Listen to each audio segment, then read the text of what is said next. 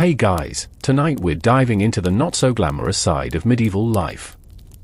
Picture this: you're a knight, decked out in armor that weighs as much as a mini-fridge, lying on a straw mattress inside a cold, drafty tent.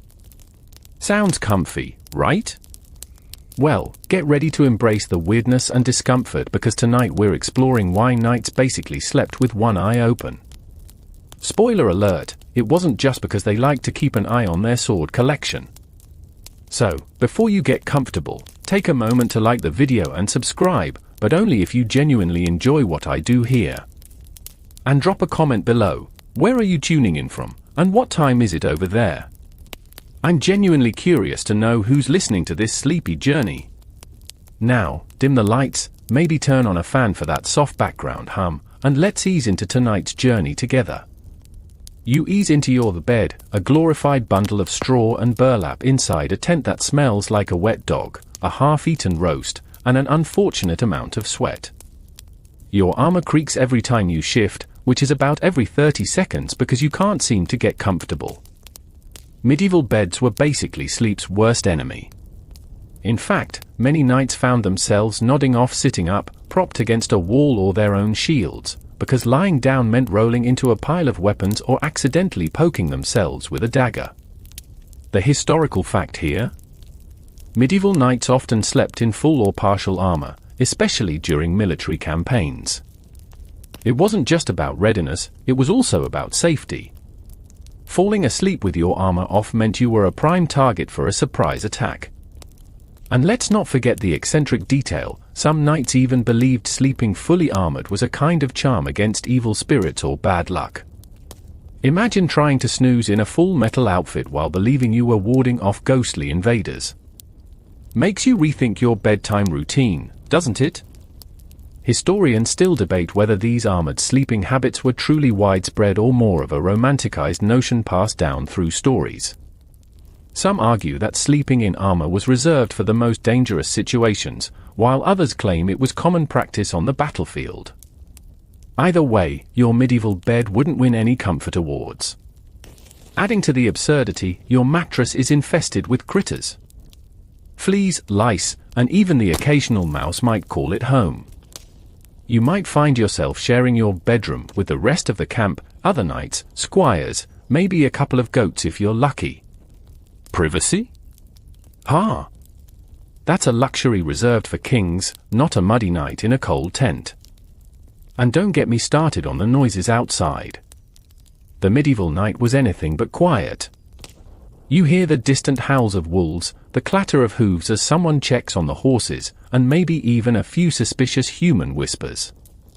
Could be fellow soldiers. Could be someone up to no good. You don't know. That's why your hand stays near your sword, just in case. Oh, and that howling? It's probably just some dogs fighting over scraps, but when you're half asleep, it might as well be a pack of supernatural beasts. To keep yourself somewhat safe, you've rigged a little tripwire around your tent entrance. It's made of a bit of rope and some tin cups you borrowed from the camp kitchen. If someone tries sneaking in, they'll knock it over and wake you up. Not exactly high-tech, but hey, it's better than nothing. Now, here's the funny part: you might have tried sleeping in a weird position, like half-sitting with your sword across your lap. If you've ever fallen asleep on a long bus ride with your bag hugged tight, you get the idea.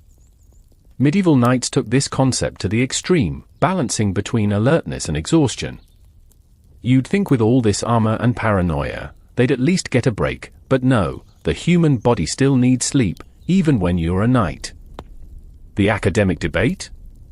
Some scholars suggest that medieval chroniclers exaggerated the constant danger knights faced, painting them as ever-vigilant warriors. Others argue that sleep deprivation was real, especially during prolonged campaigns where attacks could happen at any moment. The truth? Probably a mix of both, depending on the time, place, and how paranoid the commander was. As you finally drift off, if you can, the last thing you hear might be the squelch of mud outside or the faint chime of a bell tied to the camp's perimeter. Or maybe it's just your own heartbeat, reminding you that in the world of knights, sleep isn't a luxury. It's a gamble. You've barely managed to close your eyes when a metallic clang jolts you awake. Welcome to the reality of medieval camp life, where sleep is a fragile luxury easily shattered by the smallest disturbances. You peek out from your makeshift bedroll and spot the source of the noise, a scruffy cat chasing a rat through the shadows near the cooking tent. Yeah, it's not an assassin or a rogue soldier, but your heart's already racing. That's the thing about being a knight, it's not just the enemies with swords you need to worry about, it's the sneaky, four-legged, claw-wielding invaders, too. The historical tidbit? Medieval camps were often crawling with cats, not because the soldiers were animal lovers, but because rats and mice were constant nuisances. These makeshift pest control agents prowled the campgrounds, their nocturnal hunts often accompanied by the accidental toppling of cookware or startled squawks from birds kept for food.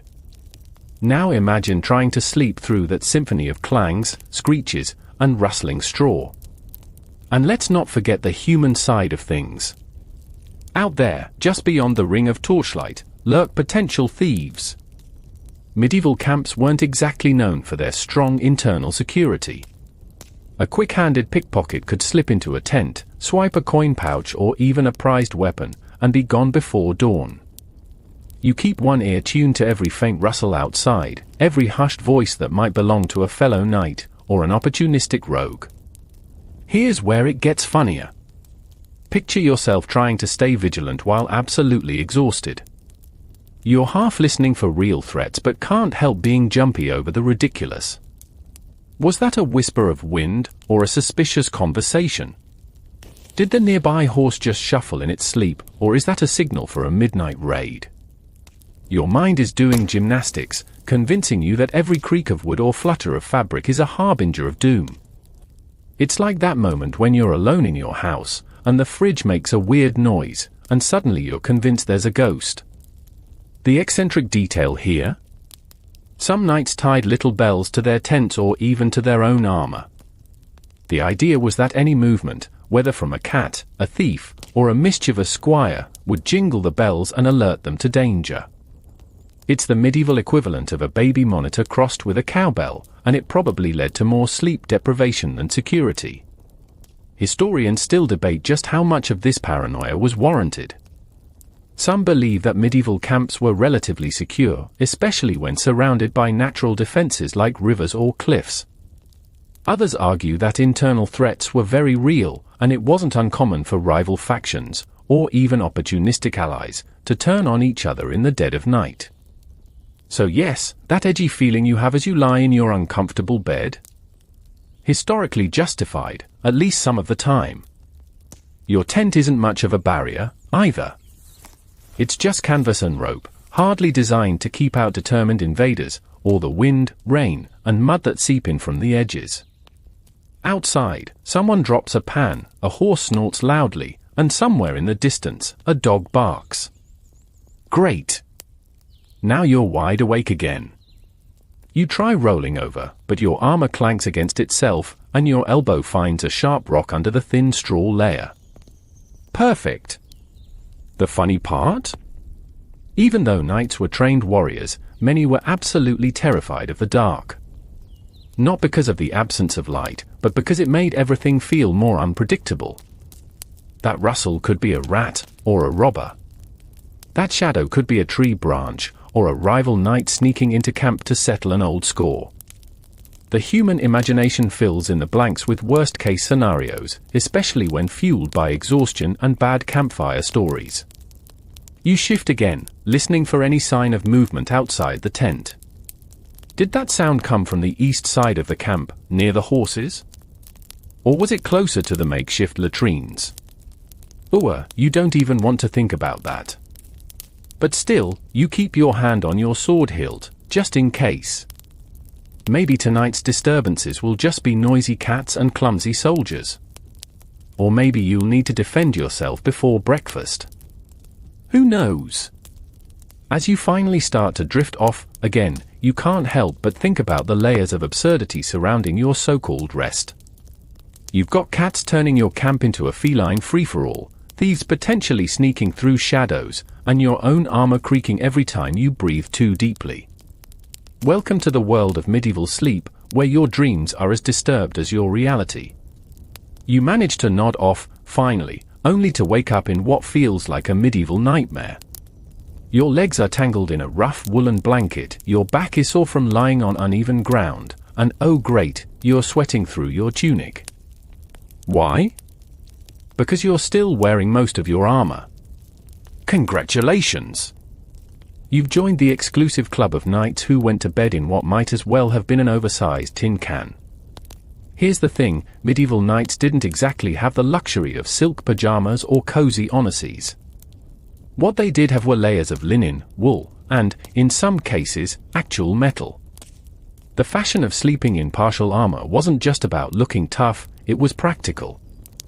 If you had to jump up and fight in the middle of the night, you didn't want to waste precious minutes strapping on a cuirass or greaves. But comfort? Forget it. Imagine trying to sleep with a giant, uncomfortable belt around your waist and a helmet by your pillow, just in case. The historical tidbit? Many medieval knights wore what we'd call gambesons or padded jacks to bed, thick quilted jackets meant to protect the skin from armor chafing and enemy blades alike. But these things were heavy and stiff, like sleeping in a weighted blanket made of old carpeting. And if you were particularly cautious, or paranoid, you might even wear your chainmail hauberk, which, fun fact, could weigh between 20 and 30 pounds. Sweet dreams, indeed. The eccentric detail? Some knights believed that keeping their armor on at night wasn't just about readiness, it was also a sign of piety or discipline. Think of it as the medieval equivalent of sleeping in your work uniform to show dedication. There are even legends of knights who refused to remove their armor for weeks at a time, believing that constant vigilance was a mark of true chivalry. Of course, those legends conveniently leave out the part about how bad these guys must have smelled by day 3. And then there's the academic debate. Some historians argue that the idea of knights sleeping in full armor is exaggerated, perhaps more of a later romantic notion than historical reality. They point out that full suits of plate armor would have been impractical for long-term wear, especially during rest. Others contend that on active campaigns, with the constant threat of surprise attacks, knights had little choice but to stay armored as much as possible. So, was it common practice or just a legend? The answer might depend on how paranoid, or how determined to impress, you were. Your own experience, though, leaves no doubt, sleeping in armor is a special kind of torture. Every time you shift, the metal digs into your sides. Your gambeson itches like crazy, and no matter how you arrange yourself, there's always a piece of gear poking or prodding in just the wrong place. You think back to modern pajamas, soft, stretchy, maybe even with a fun pattern, and briefly fantasize about time travel. But alas, you're stuck in the Middle Ages, where fashion is pain and sleep is optional. Outside the tent, you hear the distant murmur of soldiers moving about, checking on the perimeter or tending to the horses. The night air is cold, but under all your layers, you're sweating bullets. Literally. You wonder how many knights had to deal with this sweaty mess on a regular basis. Did they just accept it as part of the job, or did they secretly hate every second of it? One thing's for sure, if there was a medieval version of a sleep consultant, they would have gone out of business fast. The funny part? Even the wealthiest knights, those with access to luxurious bedding in their castles, often faced similar discomforts. Sure, they might have had feather mattresses or even imported linens, but if there was a risk of an attack, or if they were particularly superstitious, they might still have slept in full or partial armor. So whether you were camping in a muddy field or lounging in a stone tower, the medieval knight's bedtime routine was far from glamorous. Eventually, after tossing and turning for what feels like forever, you settle into a weird sort of half-sleep, hovering between dreams and waking. Your body aches, your armor shifts uncomfortably, and your brain keeps replaying the creaks and clanks of the camp. Welcome to the glamorous life of a medieval knight, where even bedtime feels like a battle. You're half asleep, half awake, when you suddenly jerk upright at the sound of a snapping twig outside your tent. Your pulse jumps, and you reach instinctively for the sword lying beside you.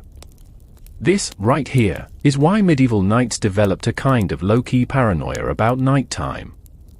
When you live in a world where danger could come from a rival faction, a disgruntled ally, or even a discontented peasant, sleeping with one eye open wasn't just a metaphor, it was a survival strategy. The historical fact? Knights were often stationed in active war zones or volatile regions where surprise attacks at night were a genuine threat. Especially during prolonged sieges or in contested territories, enemy forces might try to infiltrate camps under the cover of darkness.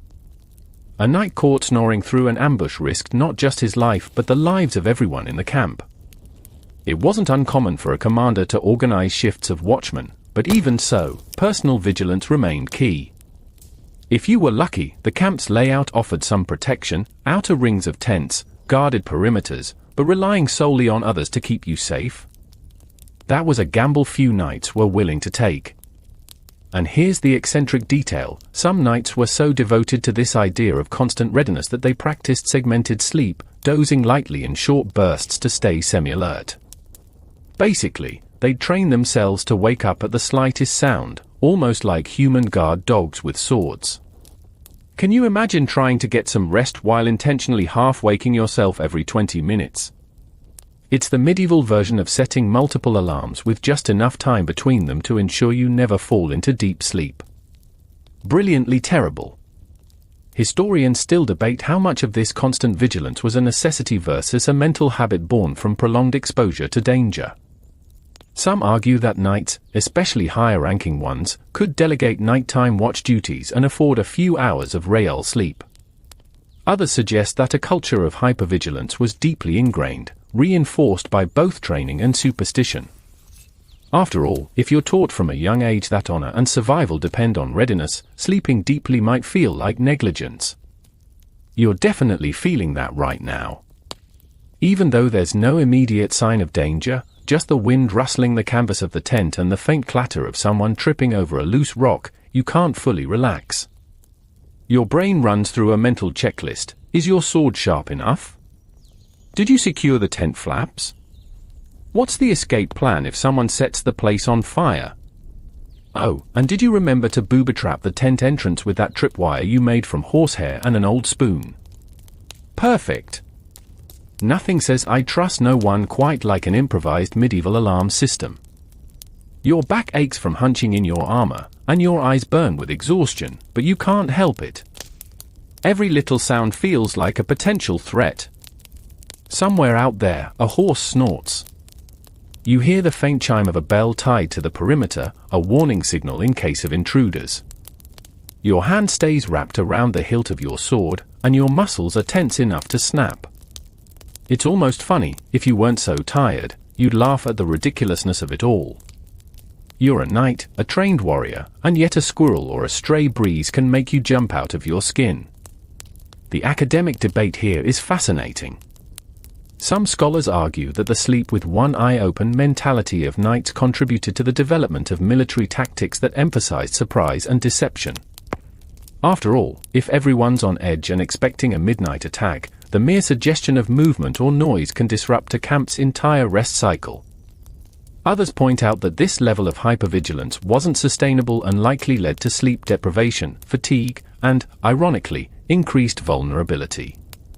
There's a reason armies eventually developed more formalized guard systems and signals. It was a way to keep people from going absolutely bonkers from paranoia. So here you are, wide awake in a tent, wrapped in itchy fabric and half-baked armor, wondering if that last creak was a friend or foe. Your brain tells you it's probably nothing, but your heart isn't convinced.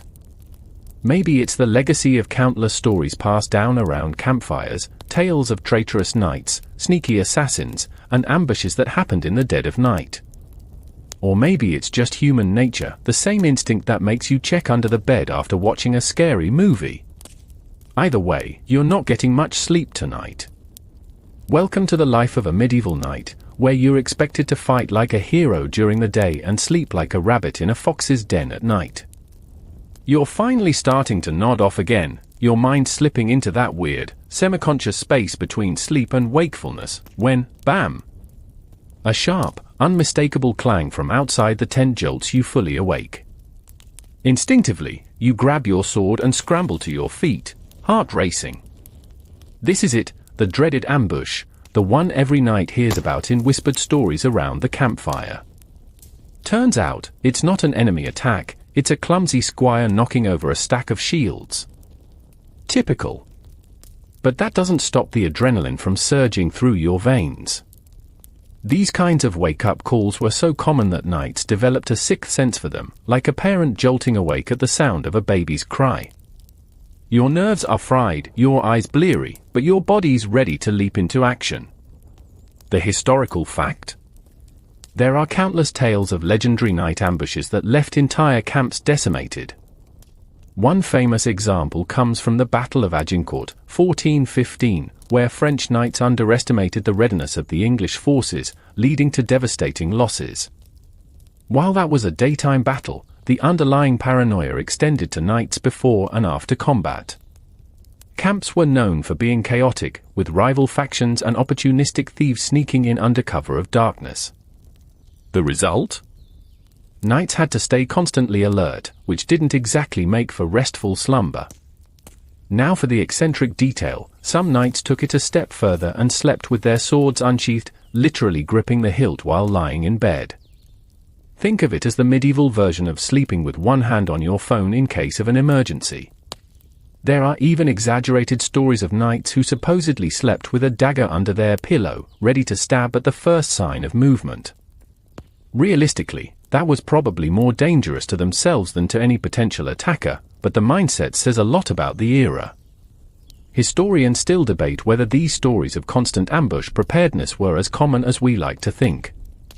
Some suggest that only the most vulnerable camps, those in disputed territories or active battlefields, practiced such extreme vigilance. Others argue that even well-fortified camps had plenty of internal tensions and rivalries, making treachery a very real concern. Either way, the fear of ambush was so ingrained in the medieval knight's psyche that even harmless noises could trigger a fight-or-flight response. Your own reaction tonight? Well, you're sweaty, your heart's racing, and you're now wide awake, listening for any follow-up sounds. You curse under your breath, wondering if the clumsy squire outside has any idea how close he came to getting skewered by a half-asleep knight. Maybe next time he'll stack the shields a little more quietly. Or maybe not. Outside, things settle down, but the damage to your sleep is done. You try lying back down, but now every creak of the tent, every rustle of the wind, sounds like a potential threat. Your mind conjures up images of shadowy figures sneaking through the camp, knives glinting in the moonlight, ready to strike. It's absurd, of course. Half the time, these so-called ambushes were just accidents, drunken knights returning from late-night feasting, or miscommunications between guards. But the fear sticks with you anyway. Here's the funny part, you might find yourself developing your own internal camp checklist for nights like these. Tripwires? Check. Sword within reach? Check. Uncomfortable, armor-padded bed that guarantees minimal rest? Check. You're ready for whatever nonsense the night throws your way, even if it's just a tipsy squire fumbling with some cooking pots. As the hours drag on, you reflect on the sheer absurdity of it all.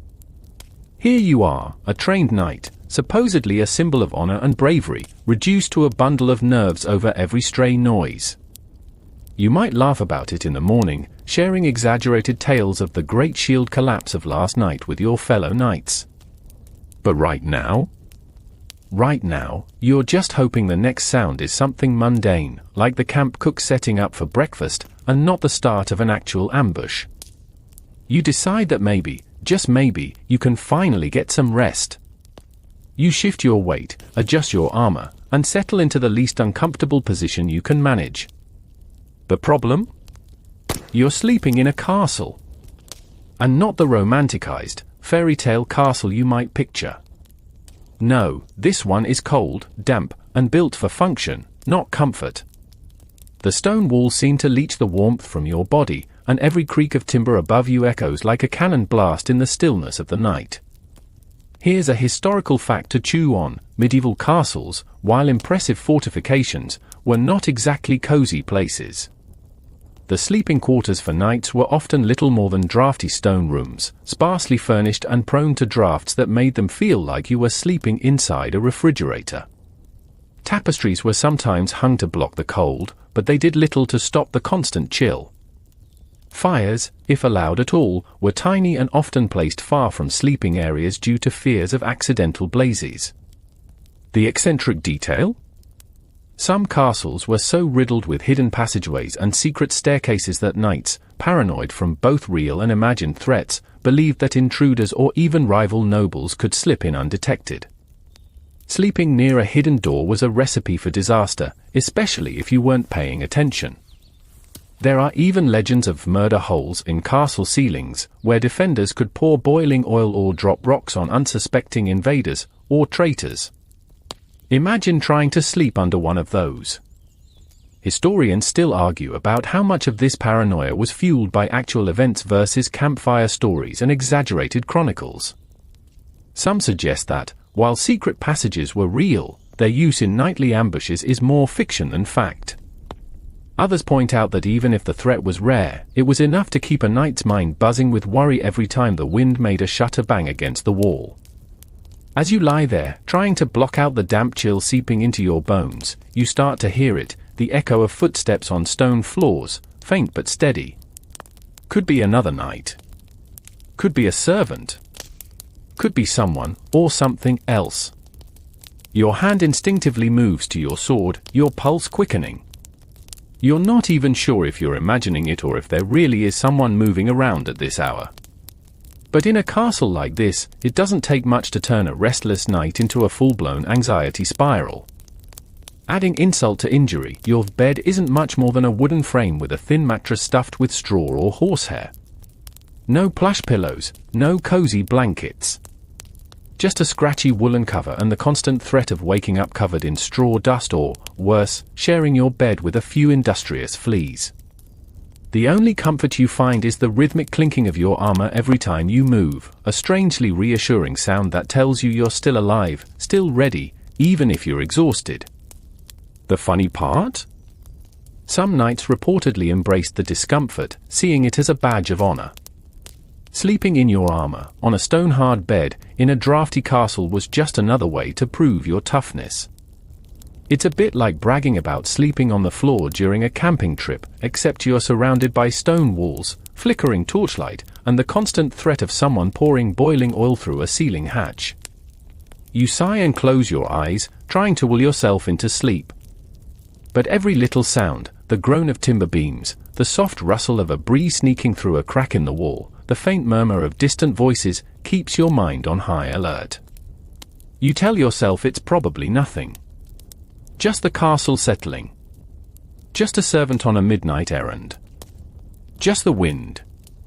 But deep down, you know that tonight, like every night in this fortress, sleep is going to be a delicate, uneasy thing. And so, you lie there in the dim light of a sputtering torch, one eye open, waiting for either the dawn or the next unexpected noise. You finally manage to doze off, lulled into a shallow, uncomfortable sleep by sheer exhaustion. But your dreams are strange, crowded with shadowy figures and the low murmur of voices whispering in the darkness. When you wake with a start, again, you're left with the unsettling sensation that you weren't entirely alone in your dreams. Welcome to the world of medieval superstition, where even in sleep, knights weren't safe from unseen forces. Here's the historical fact: in the Middle Ages, many knights believed in the supernatural. Spirits of fallen comrades, vengeful ghosts of defeated enemies, or even demons sent to torment the living were all part of the medieval imagination. These fears weren't just idle tales, they were woven into the very fabric of daily life. Castles and battlefields were often rumored to be haunted, and the idea that a restless spirit might slip into your dreams wasn't far-fetched to a knight accustomed to the eerie sounds of creaking stone and rattling armor. The eccentric detail? Some knights carried protective charms, amulets, small crosses, or even scraps of parchment inscribed with prayers, designed to ward off these nocturnal visitors. There are records of warriors reciting specific psalms or prayers before bed to shield themselves from malevolent forces. In some traditions, it was believed that sleeping with a sword nearby could deter not only human intruders but also spirits. Superstition? Sure. But in a world where death was a constant companion, a little extra protection couldn't hurt. Historians still debate the extent to which these beliefs genuinely influence daily routines. Some argue that such practices were more common among lower-ranking soldiers or those from rural backgrounds, while others point out that even high-born knights, educated in both combat and scripture, often clung to superstitions, especially during long campaigns far from home. After all, when you're exhausted, freezing, and sleeping in a drafty castle with a reputation for hauntings, the line between caution and irrational fear gets blurry. Your own night isn't helping. That persistent creaking in the corridor outside could just be the wind. Or it could be something else. You tell yourself not to be ridiculous, but your mind conjures up images of pale figures gliding silently through the halls, eyes hollow, searching for the living. Maybe it's just a squire checking on the horses. Or maybe it's the spirit of some long-dead knight, cursed to wander the castle forever. You almost laugh at the absurdity, almost. You shift in your bed, trying to shake off the chill that seems to have settled in your bones. It's not just the cold, it's something else, something prickling at the edges of your mind.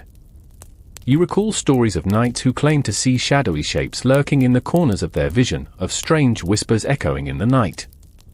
Some said these were omens of battle, while others believed they were warnings from beyond. Whether real or imagined, the fear they instilled was powerful enough to keep even the bravest warriors wide awake. The funny part? There were plenty of cures for these nighttime terrors. Sleeping with a piece of iron under your pillow, for instance, was said to repel spirits. Lighting a candle and leaving it burning through the night was another popular trick, though that often led to more mundane disasters, like burning down your tent or castle chamber. One particularly odd superstition claimed that placing your boots facing the door would prevent a ghost from entering. So, if you're feeling superstitious tonight, maybe go ahead and turn those shoes around. Just in case. Eventually, as your heartbeat slows and the imagined phantoms fade, you remind yourself that dawn is only a few hours away. You try to convince your mind that the shadows are just shadows, the whispers just the wind. But as you pull the scratchy blanket tighter around your shoulders and glance toward the door, half expecting to see a figure standing there, you can't quite shake the feeling that you're not alone. The sun is still a faint glow on the horizon, and the camp is wrapped in a heavy, unnatural quiet. You roll over, trying to ignore the lingering whispers of your dreams, but now you're battling something equally sinister, your stomach. The banquet from earlier, heaps of roasted meat, thick slabs of bread, tankards of sour wine, is sitting in your gut like a bag of rocks. Welcome to another classic nightly problem, the nightmare of medieval digestion. Here's the historical fact: knights weren't exactly health nuts. Their diets were heavy on meat and bread, with little in the way of fresh vegetables or fruit, especially during military campaigns. They believed that hearty meals gave them strength for battle, but these feasts often led to indigestion, especially when consumed late into the night with generous helpings of wine or ale. Combine that with the stress of potential attacks and the physical discomfort of sleeping in armor, and you've got a recipe for some pretty vivid and unpleasant dreams. The eccentric detail? Medieval physicians actually believed that certain foods could directly influence the kinds of dreams you had. Too much meat or wine was thought to cause nightmares, while bland grains or milk were supposed to encourage peaceful sleep. Of course, a knight in the field rarely had the luxury of choosing his diet, so they just braced themselves for the inevitable. There are even accounts of warriors eating garlic or onions before sleep as a sort of folk remedy, both to ward off illness and, some claimed, to keep spirits away. Which must have made sharing a tent a delightful experience. Historians still debate how much of the medieval diet's effects were physiological versus psychological. Some argue that the rich, heavy meals simply overloaded the digestive system, leading to discomfort and sleep disturbances. Others point out that the association between food and dreams might have been culturally reinforced. If you expect nightmares after a meaty dinner, your brain obliges with unsettling images. Either way, the result was the same: knights tossing and turning through the night, stomachs churning, minds filled with restless visions. Tonight, you're no exception. You feel the familiar burn in your chest, the unpleasant fullness that makes every breath a chore. You shift, trying to find a position that eases the discomfort, but your armor and layers of clothing trap the heat, amplifying the problem. You curse softly under your breath, wishing for a simple remedy, like a glass of water or a cool breeze. But alas, this is the Middle Ages, and both of those luxuries are in short supply. The funny part? Some knights actually believed that sleep itself was dangerous after a heavy meal. They feared that lying down too soon could cause apoplexy or other mysterious ailments. To avoid this, they might prop themselves up with pillows or even sleep sitting upright against a wall, hoping gravity would keep the food from rising and choking them. Sounds absurd, right? But when you're dealing with medieval medicine, absurdity was often the rule rather than the exception. You close your eyes, trying to block out the gurgling protests of your stomach and the creeping sense of dread that comes with another night of bad dreams. You remind yourself that this, too, shall pass, though probably not before morning.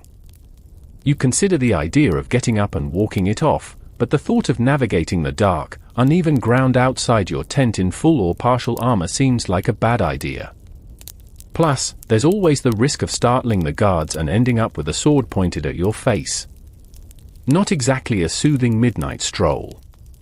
So you stay put, listening to the quiet night around you, the distant snort of a horse, the faint clink of a guard's chainmail, the soft rustle of wind through the camp. You try to will your body into relaxation, to ignore the discomfort and the phantom images flickering behind your closed eyelids.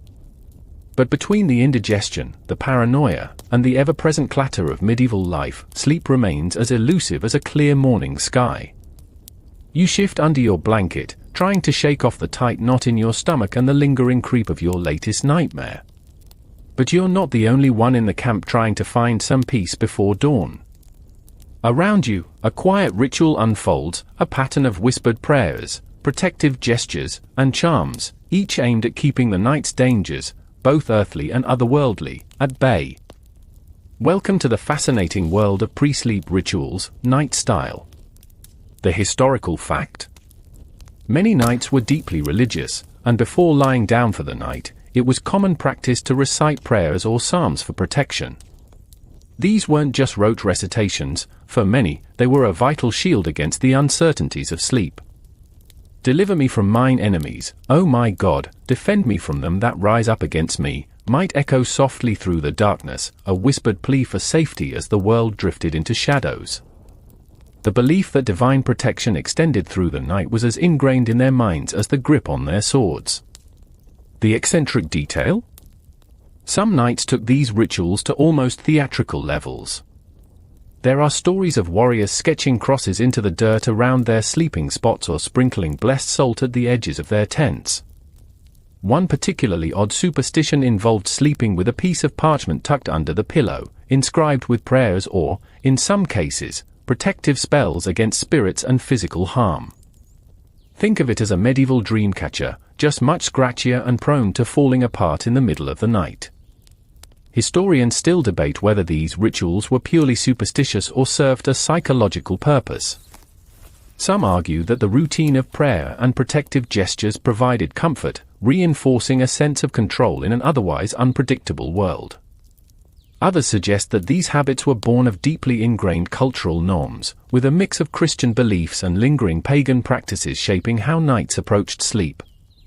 Either way, the impact was the same: a nightly routine designed to calm the mind, focus the spirit, and create a barrier, real or imagined, between the sleeper and the threats of the night. You, of course, decide to give it a try. After all, a little extra protection couldn't hurt, right? You mumble a few lines of a familiar psalm, cross yourself, just to be thorough, and pat the sword resting beside you. Maybe you even nudge a small piece of bread near the tent entrance, because you heard somewhere that spirits prefer food offerings. Yeah, you're not taking any chances tonight. The funny part? While these rituals were meant to instill peace, they often added an extra layer of anxiety. What if you forgot a step? What if your prayer wasn't quite right? Would that mean a restless night, or worse? It's the medieval equivalent of double-checking that you locked the front door or turned off the stove before bed, but with added spiritual pressure. And let's be honest, when you're already sleep-deprived, paranoid, and battling indigestion, the last thing you need is the fear of cosmic consequences for missing a line in your bedtime prayer. You lie back down, feeling a little more prepared, or at least a little less helpless. The wind continues its quiet song outside the tent, mingling with the occasional distant clang of armor or the soft neighing of horses. Around you, the camp gradually settles into a tense quiet, each night following their own bedtime routine, their own version of a protective shield against the unknown. For a brief moment, you almost feel calm. Almost.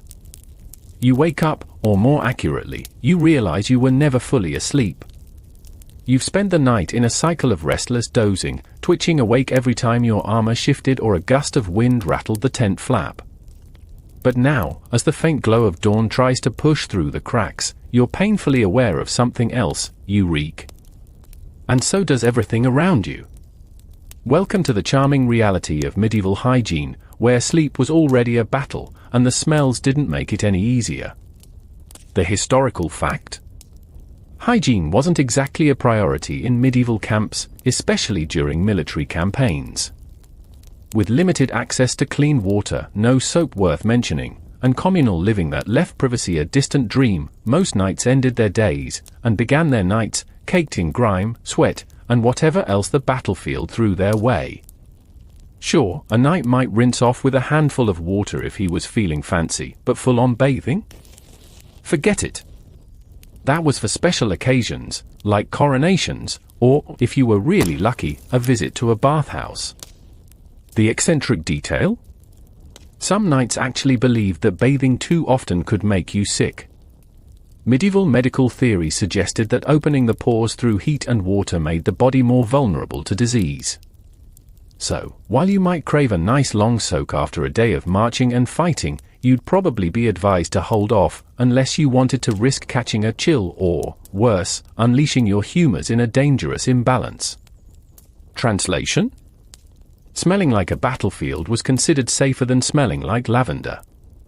Historians still debate how much this aversion to hygiene was due to genuine medical beliefs versus logistical challenges. After all, hauling enough water for a bath, heating it, and keeping it clean were enormous tasks, especially on the move. Add to that the sheer impracticality of undressing fully in a military camp, and the risk of being caught unprepared during an attack, and you start to see why knights might opt for the grimy but alive's approach to sleep. You, of course, are experiencing this firsthand. Your gambeson sticks uncomfortably to your skin, the woolen layers beneath your armor have soaked up every drop of sweat from the day before, and your blanket, if you can call it that, smells suspiciously of damp straw and something that might have once been mold. You shift, trying to find a less offensive spot, but it's no use. The entire tent smells like a medieval locker room. And let's not even talk about your breath. After all, toothbrushes weren't exactly standard issue. The funny part? Some knights tried to mask the odors with perfumes or scented oils, but these were luxury items and, frankly, a waste in the middle of a muddy camp. More often, they'd resort to stuffing aromatic herbs like rosemary or lavender into their clothes or bedding, hoping the strong scents would at least cover the worst of it. Of course, that just meant they smelled like sweaty knights with a hint of salad. Not exactly an improvement. You consider your options. There's a water barrel nearby, but it's been used for everything from washing hands to watering horses, and the idea of splashing it on your face isn't particularly appealing. Still, you might risk it later, if only to scrape off the worst of the grime. For now, you pull your blanket tighter around you, trying to shield yourself from the worst of the smells and the creeping dawn light. And here's the kicker: despite the discomfort, despite the filth, despite the restless half-sleep you've managed to snatch between bouts of paranoia, you know that this is just another night in a knight's life. Tomorrow, well, later today, you'll get up, shake off the straw and the stink, and do it all over again. Because in the medieval world, a night's bedtime wasn't about luxury or relaxation. It was about survival. And sometimes, that meant sleeping in a stink cloud of your own making. You groggily rise from your makeshift bed, stretching as best you can in the cramped confines of the tent. Your back aches from sleeping half-armored on uneven ground, and you coated in a thin layer of dust, straw, and regret. But as you step outside, the real charm of medieval sleep hits you. When you're not in a castle, you're often sleeping right on the battlefield. Or, more accurately, wherever you can find a semi-flat piece of ground that doesn't already have a horse standing on it. The historical fact? During campaigns, knights didn't have the luxury of dedicated sleeping quarters. Instead, they slept in camps hastily set up near battlefields, often on hard-packed dirt or rocky terrain. If they were lucky, they might find a patch of grass or a pile of straw to cushion them. More often, though, sleep meant huddling under a cloak beside a campfire, surrounded by the sounds of snoring men, restless horses, and the distant rumble of enemy activity. The eccentric detail? Some knights carried small bundles of personal bedding, essentially a rough blanket or cloak that could double as a sleeping mat. Others relied on piles of hay or even their own shields as makeshift pillows. There are even accounts of particularly inventive warriors rigging up hammocks between trees or wagon wheels when they found the chance.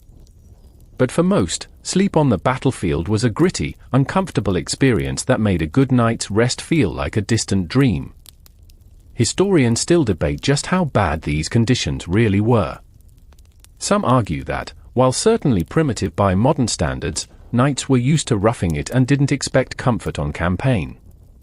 Others suggest that the lack of proper bedding and exposure to the elements contributed significantly to the physical and mental toll of warfare. After all, it's hard to fight effectively when you've spent the night shivering in a mud puddle with a rock digging into your ribs.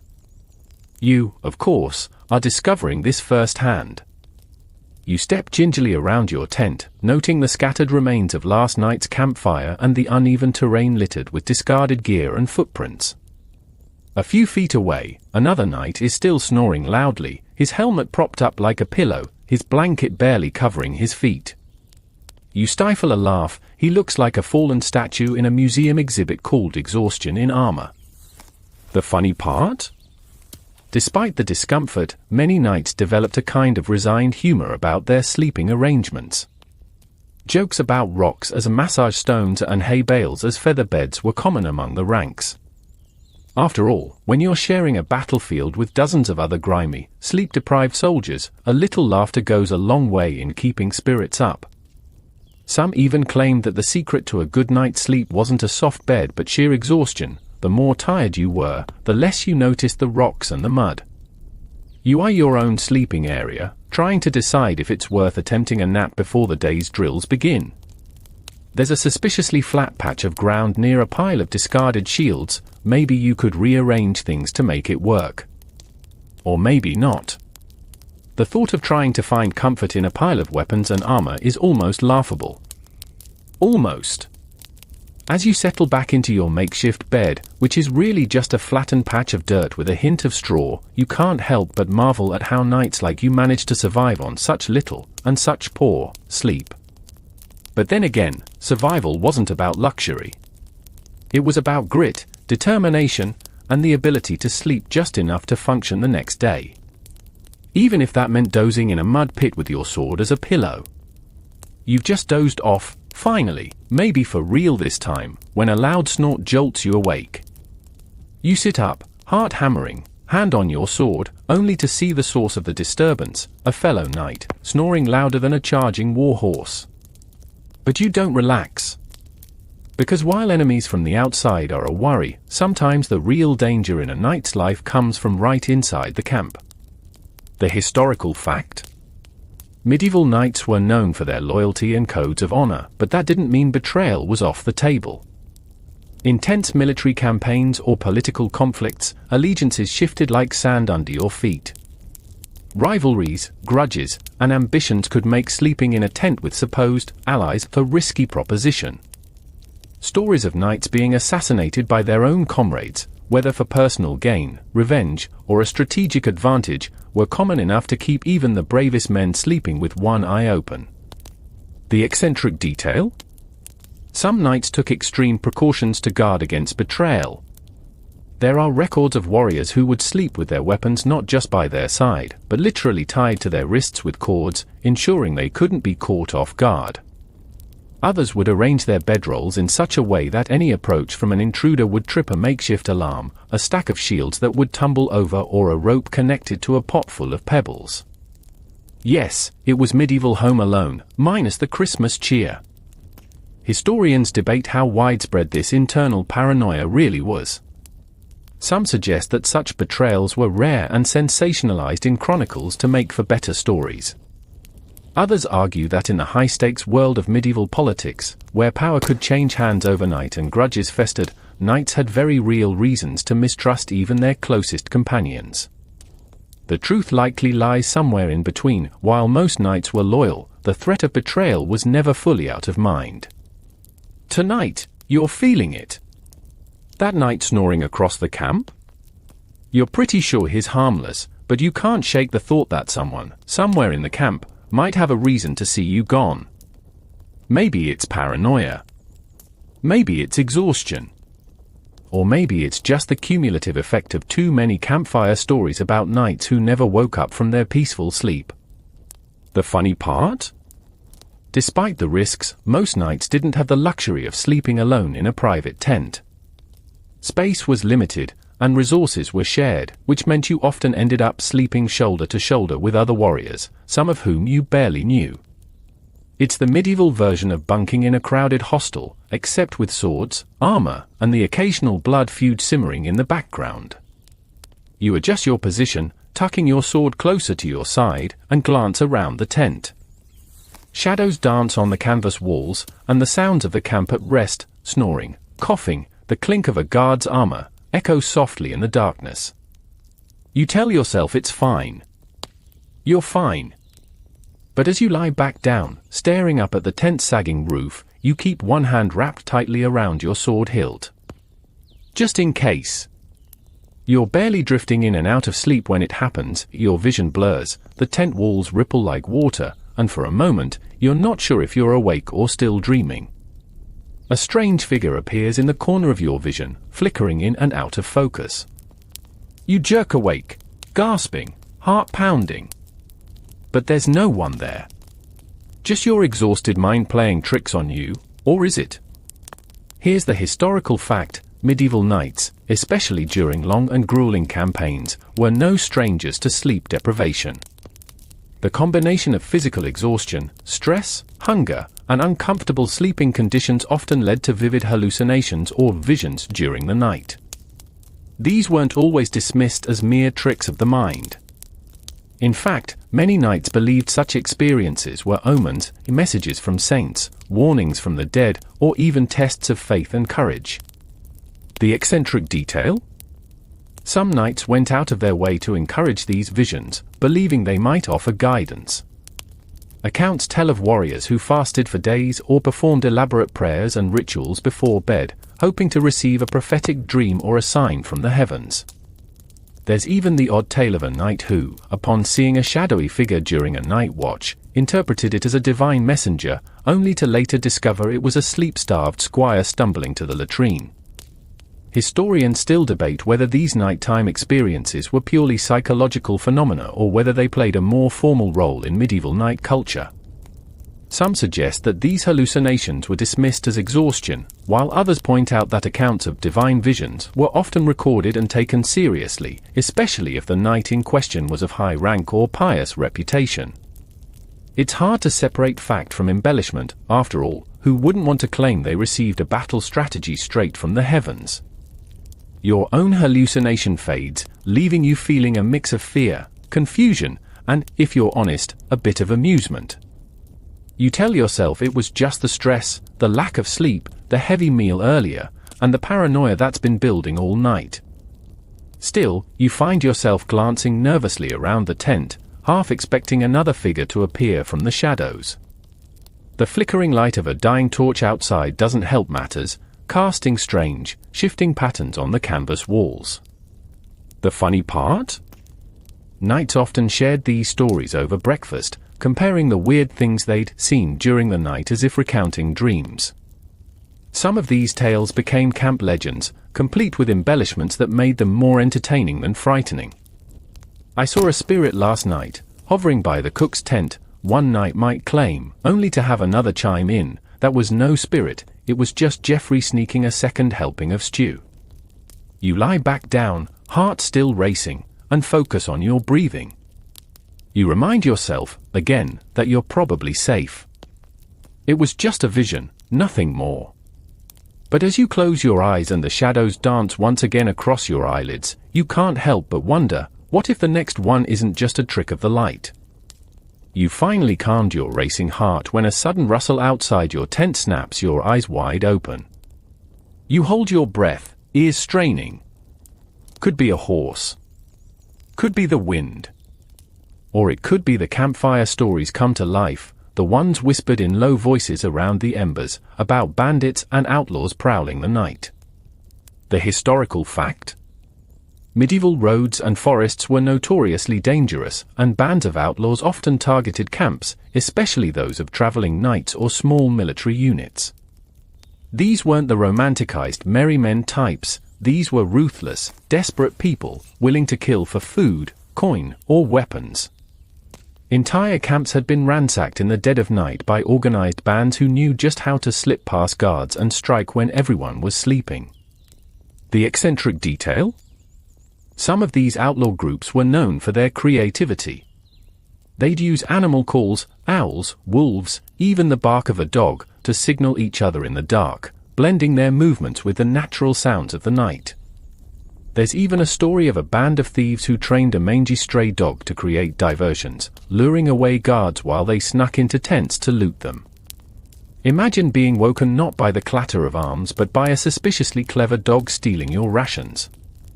Historians debate the frequency and scale of such raids. Some suggest that while the stories were popular, actual attacks were relatively rare and exaggerated by chroniclers eager to add drama to otherwise mundane military reports. Others argue that for smaller, less organized camps, or those stationed in particularly lawless regions, these nighttime threats were a genuine danger, one that couldn't be dismissed as mere legend. Tonight, you can't help but wonder. The rustle comes again, closer this time, accompanied by a faint chittering sound. Your grip tightens on your sword, pulse hammering. Maybe it's just a raccoon, do they even have raccoons here, or a squire sneaking back from an illicit rendezvous? Or maybe it's the beginning of one of those stories you've heard, the one where half the camp wakes to find the other half missing, vanished into the night with barely a sound. The funny part? These fears didn't stop knights from spreading the most outrageous tales to spook each other. I heard of a camp where the bandits tied the horses' tails together to trip them up while they stole the armor, one might say. Or the one where they slipped sleeping powder into the stew, another would add. Were these stories true? Who knows? But they were told and retold, each version more elaborate than the last, until the mere sound of a twig snapping in the dark could send a whole camp into panic. You shift under your blanket, trying to convince yourself it's just your imagination. You tell yourself that the guards are awake, the perimeter is secure, and you're armed and ready. But as the rustle comes yet again, you can't help but feel a creeping unease. What if tonight's tale of bandits becomes tomorrow's breakfast story? What if you're the one telling it, with a nervous laugh and a hint of genuine terror in your voice? For now, you stay still, eyes wide, listening to the night. After all, it's not paranoia if someone really is out there. As you lie there, gripping your sword a little too tightly, the rustling stops. A long silence stretches over the camp, broken only by the faint crackle of a dying campfire. You finally begin to relax, but then you hear it, a sharp clang in the distance, followed by the faintest jingle. Your mind races. Did someone just set off one of the camp's makeshift alarms? Here's the historical fact. In the absence of modern technology, medieval camps relied on simple, improvised systems to warn of danger. One popular method involved tying small bells to tripwires strung across the perimeter of the camp. If an intruder stumbled into the wire, the bell would ring, alerting nearby guards. It was rudimentary, but it worked, at least when the guards weren't half asleep themselves. The eccentric detail? Some camps took it a step further, creating elaborate alarm systems involving stacked shields, pots balanced precariously on sticks, or even loose rocks arranged to topple loudly if disturbed.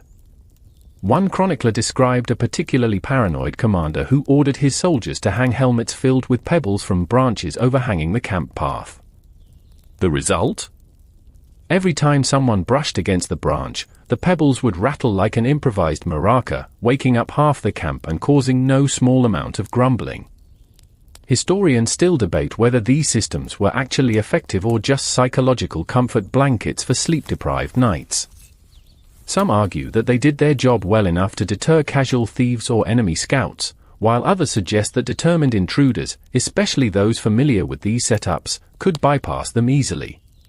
Still, the idea of a low-tech medieval alarm speaks volumes about the constant anxiety pervading these camps. You, of course, have your own version of this. Earlier, you strung a piece of thin rope across the entrance of your tent, tying it to a couple of battered cooking pots.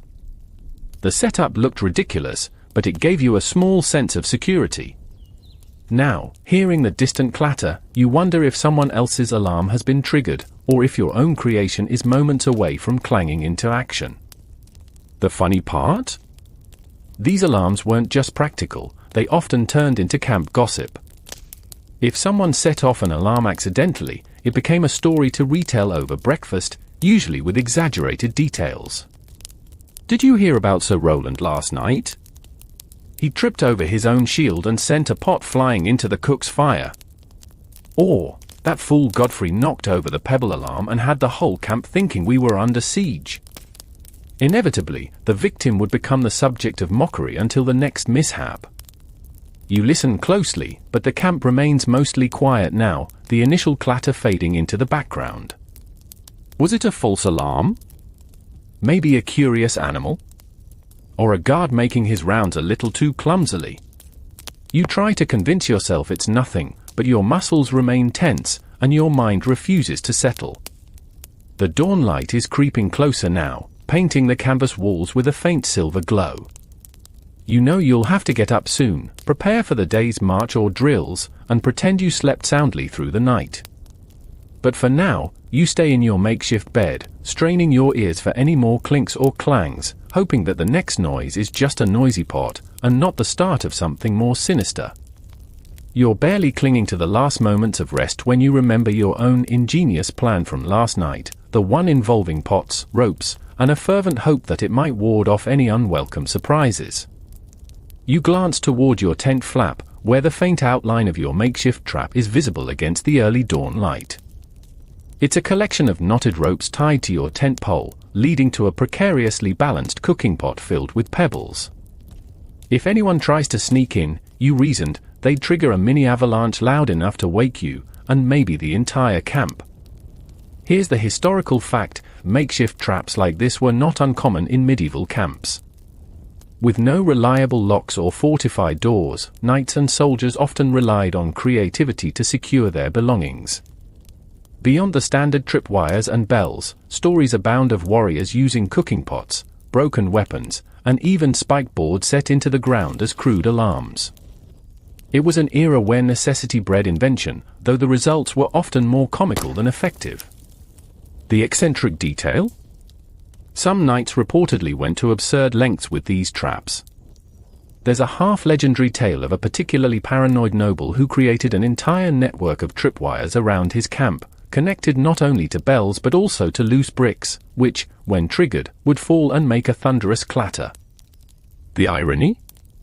On his first night, he tripped his own system and ended up buried in rubble from his own alarm, much to the amusement of his squires. Historians still debate how much of this ingenuity was genuine security versus psychological reassurance. After all, if you're in a war zone, even the illusion of control can help you sleep, or at least pretend you're safe. Some suggest these traps were little more than distractions from the greater dangers of war, while others argue that they played a small but vital role in the overall security of a camp. You inspect your own creation and realize, well, it's still standing. The rope hasn't been pulled, the pot is still wobbling in its place, and the pebbles haven't tumbled down. You allow yourself a small, relieved exhale. Maybe tonight was just quiet. Or maybe your clever little contraption actually worked, either by deterring intruders or, more likely, by making you feel a tiny bit less vulnerable. The funny part? You can't help but imagine how ridiculous you must look, sprawled on a makeshift bed with a sword in one hand and a pile of pots at the ready. If anyone were to peek into your tent right now, they'd probably burst out laughing. Yes, they'd say, the mighty knight, protector of the realm, and culinary enthusiast. But you don't care. After a night filled with whispers, shadows, and mysterious noises, a few cooking pots might be the only thing standing between you and chaos. You lie back down for what little time remains before sunrise, hoping that the camp will stay quiet until you're officially expected to rise. Your muscles ache, your mind is a whirl of half-sleep and adrenaline, and your eyes sting from the sheer exhaustion of trying to stay vigilant. But at least for now, with your pot and pebble alarm system intact, you feel just a little safer. Or at least, that's what you tell yourself as you finally start to drift into something resembling real sleep. You wake to the muffled sounds of camp activity, boots scuffing, armor clanking, voices rising and falling as knights and squires prepare for the day ahead. You sit up slowly, wincing as your stiff muscles protest. The sun is just peeking over the horizon, its pale light streaming through the gaps in your tent. As you stretch, you glance over at your makeshift bed, and it hits you that tonight, you're not returning to a tent at ground level. You're sleeping in an elevated bed, and not just for comfort. Here's the historical fact: medieval beds weren't just about softness, they were also strategic. In wealthier households, and sometimes even in camps, beds were often raised off the ground to avoid drafts, pests, and moisture. The higher the bed, the less chance you'd wake up with a rat nuzzling your face or a snake slithering under your blanket. In the field, elevated sleeping arrangements were rare but not unheard of. Some knights constructed raised platforms using crates, barrels, or even stacked shields to lift themselves away from the cold, muddy ground. The eccentric detail? There are records, half amusing, half horrifying, of knights who improvised entire sleeping thrones in the field, using broken wagons, piles of shields, or whatever they could scavenge. One famous tale recounts a knight who lashed his bed to the top of a cart, giving himself not only a dry spot but also an excellent view of the camp. The downside? He spent the night swaying like a drunken sailor every time the wind picked up. Historians still debate whether these elevated beds were more than just a comfort measure. Some suggest they were also a way for high-ranking knights to assert status, even in the middle of a muddy camp. Others argue that the primary motive was practical. Avoiding pests and dampness could mean the difference between a good night's sleep and waking up covered in bites and grime. After all, even a minor illness from bad sleeping conditions could prove disastrous in a world with limited medical care. Tonight, you're determined to improve your odds. You gather whatever supplies you can find, crates, a few battered shields, and some spare barrels, and cobble together a precarious platform. It's not elegant, but it's at least a foot off the ground. You test it gingerly, wincing as it creaks ominously under your weight, but it holds. For the first time in days, you might actually sleep without waking up soaked in mud or nibbled by curious rodents. The funny part? As you settle onto your improvised elevated bed, you realize it's still wildly uncomfortable. The shields shift beneath you, the barrels wobble every time you move, and the entire structure leans slightly to one side. You're half convinced you'll wake up in a heap of broken camp gear.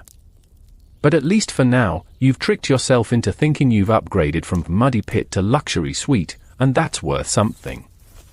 You close your eyes and try to relax, imagining yourself as one of those highborn knights in a grand castle, sleeping atop a canopied bed with silk sheets and a roaring fire nearby. Of course, your reality involves damp straw, a sagging tent, and the rhythmic snoring of your neighbor, but it's the thought that counts. For now, you drift off, balanced precariously on your makeshift bed, daring the universe to try and knock you down. Your makeshift elevated bed wobbles slightly as you shift to a more comfortable position, if you can call it that. But just as you begin to settle, a soft knock against the side of your tent pulls you back into full wakefulness. A muffled voice follows, and you recognize the tone of your squire, breathless and apologetic.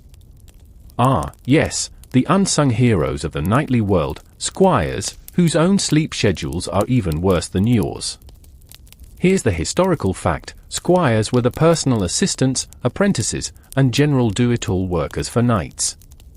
Their duties didn't end when the sun set. In fact, nighttime was often when they were busiest. Whether it was polishing armor, tending to horses, or standing watch, squires were expected to be up and about while their knights at least attempted to rest. Of course, in practice, this meant that a squire's own sleep was often fragmented and minimal. The eccentric detail?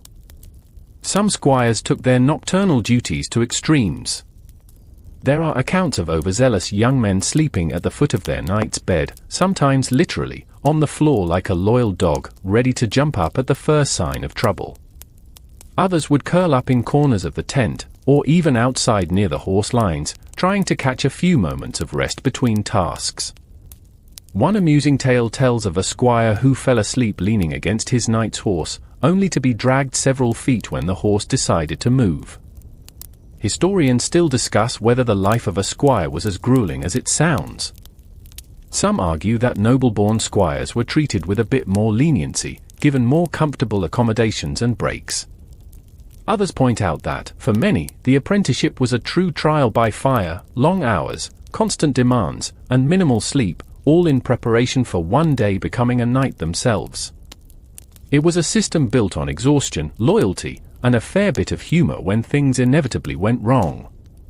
You sigh and sit up fully, inviting your squire into the tent.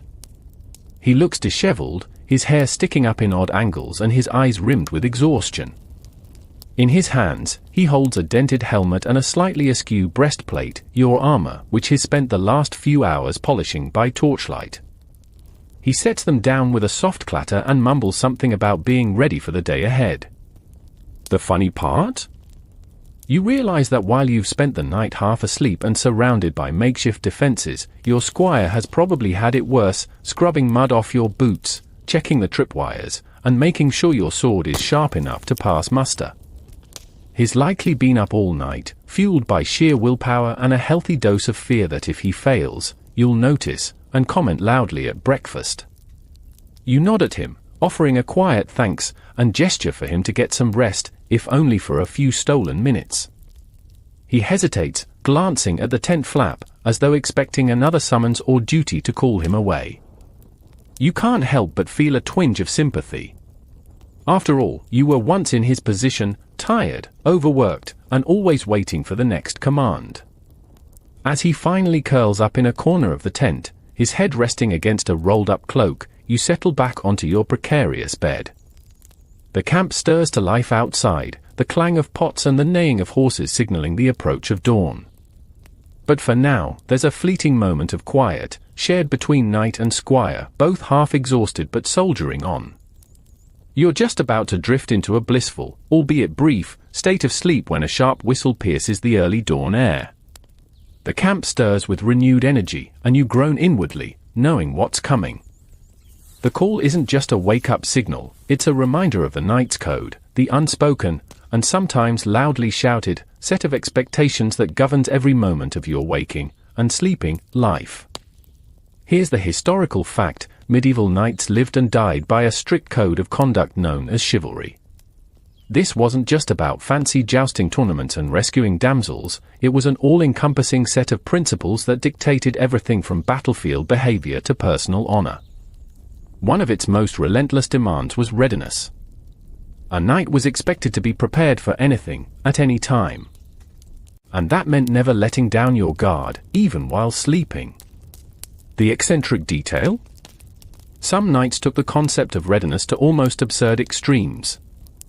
There are stories of warriors who would sleep with one boot on, or even one arm through the sleeve of their armor, just to save precious seconds in case of an emergency. One particularly paranoid knight was said to sleep with his horse already saddled, convinced that he could leap up and ride off in an instant if danger arose. Of course, that plan probably wasn't very comfortable for the horse. Historians debate whether this constant state of readiness was genuinely effective or merely symbolic. Some argue that a knight's reputation for being always ready was as much about appearances as actual preparedness, a way to reinforce the ideal of vigilance and loyalty. Others suggest that the psychological impact of living under such pressure, never truly relaxing, even in sleep, contributed to both physical exhaustion and the famously gruff demeanor of many knights. You, lying in your makeshift elevated bed with armor stacked within arm's reach, certainly feel the weight of this pressure. The squire in the corner stirs as the whistle sounds again, his groggy eyes widening in panic. You give him a small nod, it's time. With a heavy sigh, you swing your legs over the edge of your makeshift bed, feeling the creak of shields and barrels beneath you, and start the familiar ritual of donning armor piece by piece. The funny part? No matter how prepared you try to be, the reality of waking up in full battle mode is a mess. You fumble with buckles, nearly tip over trying to balance a greave on one knee, and curse softly as a strap snaps loose. Meanwhile, the camp outside transforms into a chaotic ballet of groggy knights bumping into each other, squires frantically fetching equipment, and the ever-present clatter of metal against metal. You catch snippets of muttered complaints and half-joking remarks. I think I put my helmet on backwards. Did anyone see where my left boot went? As everyone scrambles to meet the day's demands. You can't help but chuckle quietly, despite your exhaustion. This is what it means to be a knight, not the glory of battle or the prestige of a tournament, but the relentless, unglamorous grind of always being ready, even when your body screams for just a few more minutes of sleep.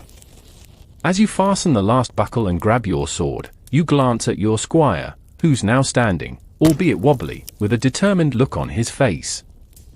You nod once more, and together you step out into the morning light, ready to face whatever the day and night might bring. You emerge from your tent, blinking against the pale, rising sun, as the camp erupts into a symphony of clanking armor, shouting commanders, and the rhythmic stomping of horses being readied for the day. You stretch, feeling every ache and stiffness earned from a night of fragmented sleep, and realize this is just the beginning. There's a reason knights were said to never truly rest. Here's the historical fact: the life of a medieval knight wasn't a cycle of heroic battles and luxurious banquets. It was grueling, relentless, and filled with constant demands. Whether it was the fear of surprise attacks, the need to uphold one's honor, or the simple fact that danger was never far away, knights lived in a perpetual state of readiness. Even when not on campaign, the pressures of court, politics, and the ever-present expectation to train and maintain one's skills meant that genuine rest was elusive. The eccentric detail? There's a tale of a knight who became so paranoid about being caught unprepared that he insisted on sleeping in his armor every night, even at home. His servants would have to help him into bed, and his wife allegedly refused to sleep in the same room, driven mad by the constant clinking of metal and the smell of sweat and leather. Whether true or not, the story captures the extremes to which some knights took their duty to remain ever vigilant. Historians still debate how much of this constant alertness was practical necessity versus cultural expectation. Some suggest that, for many knights, the risk of attack was minimal, but the pressure to maintain a reputation for bravery and readiness meant adopting these rituals anyway. Others argue that the real dangers, rival factions, political betrayal, and surprise raids, were enough to keep any knight on edge, especially in unstable regions or during prolonged campaigns. As you stand there, watching the camp come alive, you feel the weight of this reality. Last night wasn't an exception, it was the norm. The restless sleep, the constant interruptions, the paranoia, it's all part of the unspoken cost of knighthood. Your squire scurries past with your polished helmet, muttering an apology for the delay. You give a tired nod, knowing that, in just a few hours, you'll be back in the same cycle, preparing for battle, managing camp life, and trying to grab snatches of rest whenever possible. The funny part? Despite the exhaustion, despite the endless grind, there's a strange sense of pride in it all. You're part of a legacy that stretches back centuries, a tradition built on resilience, discipline, and a stubborn refusal to admit defeat, even to sleep. You share a knowing glance with another knight, who's struggling to strap on his breastplate with one hand while holding a hunk of stale bread in the other. You both chuckle, a brief moment of shared humanity in the midst of the chaos. And as the camp's horns sound, signaling the start of drills, you take a deep breath, ready to face the day ahead, knowing that tonight, you'll be right back where you started, lying half-armored in a tent, with one eye open and your sword within reach. As the sun continues to rise, casting long golden rays over the camp, you finally let yourself relax. The clangs and calls of morning blur into the background, like the soft murmur of a distant stream. You take a slow breath, feeling your shoulders settle beneath the weight of your armor, and for the first time all night, you sense a quiet calm creeping in. The worst of the night has passed. The imagined whispers, the rustling shadows, the clang of pots and pebbles, they're behind you now. Around you, the camp hums with the familiar rhythm of daily life, and that relentless edge of fear begins to soften, replaced by a gentle steadiness. You close your eyes, just for a moment, and let the warmth of the sun soak into your skin. The air smells of damp earth and the faint sweetness of trampled grass. Somewhere nearby, a horse snorts softly, and you hear the rhythmic brushing of a squire tending to its manet. The world, though far from perfect, feels a little safer in the light of day. As you stand, you stretch one last time, rolling your shoulders back and breathing deeply. The tension in your body doesn't vanish entirely, but it eases, like a knot slowly unraveling. You remind yourself that while sleep might be scarce and peace fragile, you're still here, still standing. You glance around the camp, watching as fellow knights and squires move with purpose, the worries of the night giving way to the promise of a new day. The rising sun paints everything in soft gold and gentle pink, and you feel, for a moment, like you're standing on the edge of something quietly hopeful. And with that thought, you take your first step into the day, letting the night's shadows fall away behind you.